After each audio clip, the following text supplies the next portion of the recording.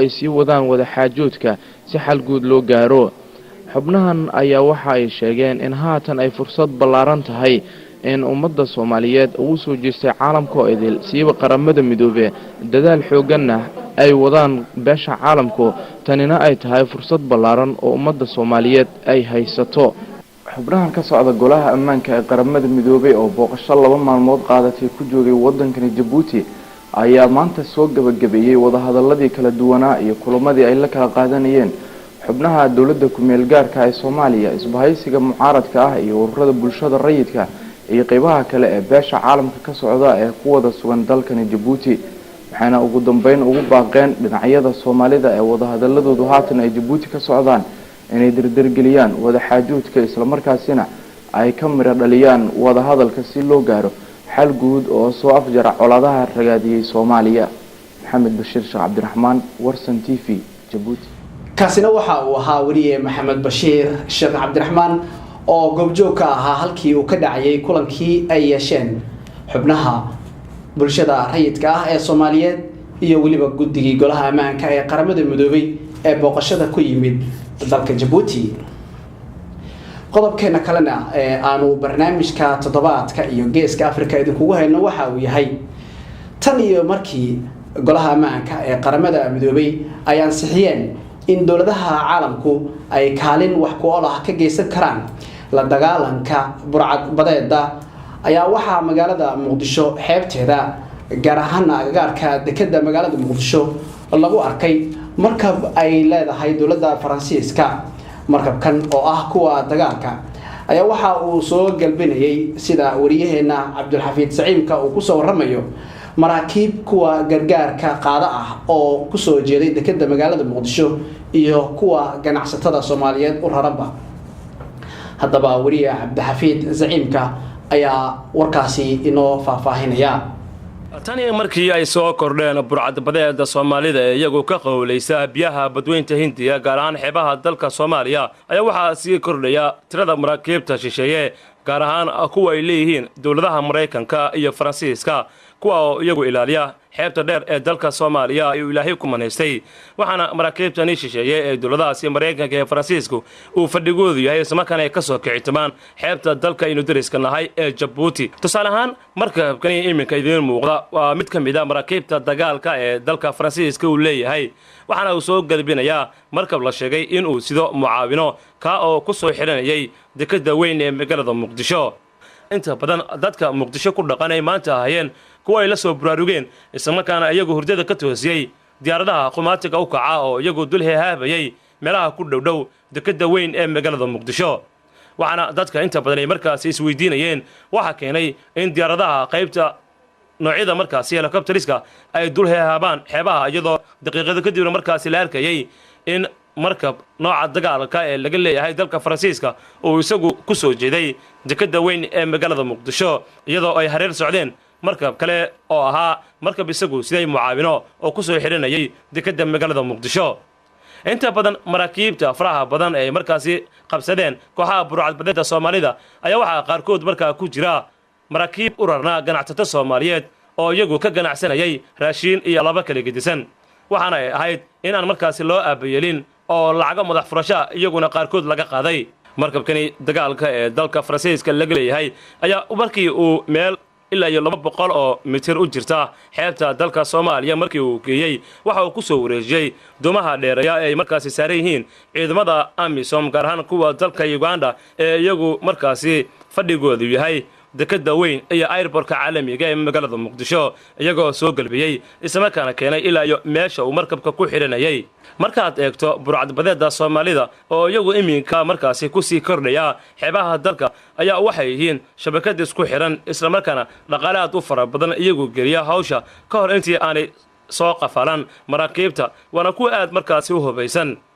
inta badan markii aad weydiiso burcad badeeda sababta ay maraakiibta shisheeye ee gargaarka qaarkood iyagu sida ay u qafaashaan waxay si fudud kuuga jawaabayaan in maraakiibta qaarkood ay ku soo xadgudbaan biyaha dalka Soomaaliya iyagoona inta ku dara in ay ka jarjaraan shabakadaha ay ka kaluumaystaan taa oo bedelkeedna markaa ay tahay sababta ay u soo qafaashaan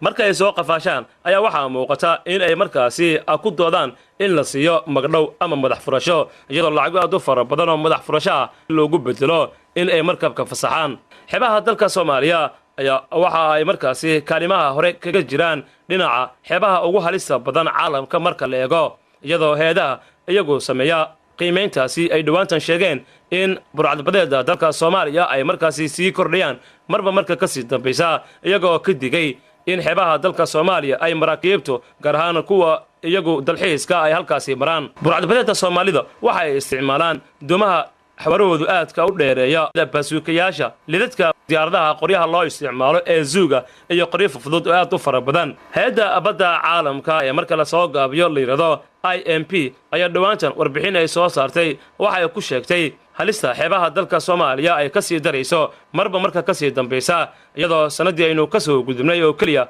ay sheegtay in lagu afduubtay xeebaha dalka Soomaaliya 26 markab oo dhammaantoodba laga lahaa wadamada shisheeye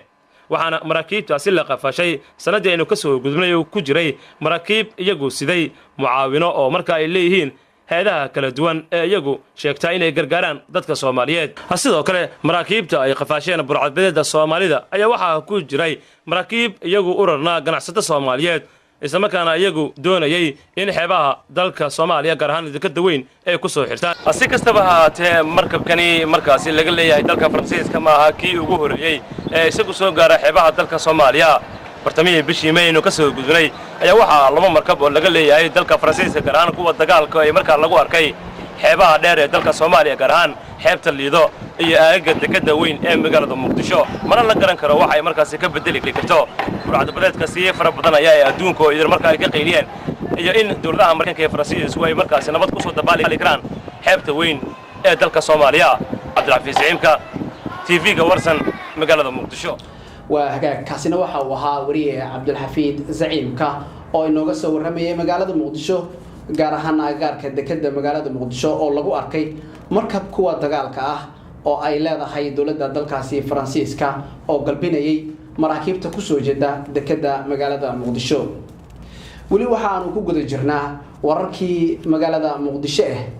doorasho la xiriirta guddoonka kooxaha kubadda cagta Soomaaliyeed ay ku midaysan yihiin ayaa waxa ay ka dhacday hotelka Naasa Hablood ee magaalada Muqdisho waa kan mar kale Cabdilxafiid Zaciimka oo nooga soo warrama warbixintana nooga soo diyaariyay arintaasi isboortiga dalka Soomaaliya ayaa waxa uu soo maray marxalado kala duwan iyadoo isqabqabsi aad u xoog badan markaasi uu ka dhex jiray guddoonka xiriirka kubadda cagta dalka Soomaaliya markii ugu horeysay ayaa kooxaha kubadda cagta ee u diiwaan gashan xiriirka kubadda cagta waxay markaasi urur ay ku midaysan yihiin taa markaasi la mid ah ururada isboorti ee ka jira dalka dibaddiisa gaar ahaan kooxaha qaarada Yurub oo iyagu markaasi iska leh urur ay ku midaysan yihiin ama league xiriirka kubadda cagta dalka Soomaaliya oo la soo doortay sanadii 2006 ayaa waxa aysan markaasi calfan in muddo hal sano ka badan uusan hayn guddoonkii xilliga la doortay iyadoo marka ay noqotay in kooxaha kubadda cagta ee shir isugu yimaadaan isla markaana ay sheegaan in uu lacago markaa uu lunsaday madaxii hore isla markaana la doonayo in la bedelo waxaa xilligaasi si ku meel gaar ahaan markaasi loogu dhiibay xilkaasi Saciid Maxamuud Nuur Saciid Mugambe oo isagu ka mid ahaa guddoomiye ku-xigeenadii xiriirka kubadda cagta dalka Soomaaliya awoodda markaasi keentay in la bedelo guddoonkii xiriirka kubadda cagta dalka ayaa waxaa lahaa urur ay leeyihiin kooxaha kubadda cagta oo markaasi la magac baxay Somali Football Clubs League ururkaasi ayaa inta badan waxaa markaasi ahaayeen kuwo iyagu ka shaqeeya danaha kooxahooda iyo la xisaabtanka xiriirka kubadda cagta dalka Soomaaliya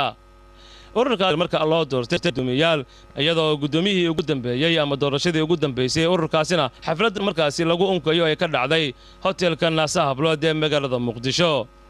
doorashada guddoonkani cusub ee ururka kooxaha kubadda cagta ayaa waxaa ka soo qayb galay ilaa 19 naadi madaxdoodii waxaana sida xeerka uu qabo markaasi la doonayaa in cod dheeriya markaasi lagu unko ama lagu sharciyeeyo in la doorto guddoon cusub taa oo markaasi noqonaysay ilaa 14 kooxood in ay xaadir markaa noqdaan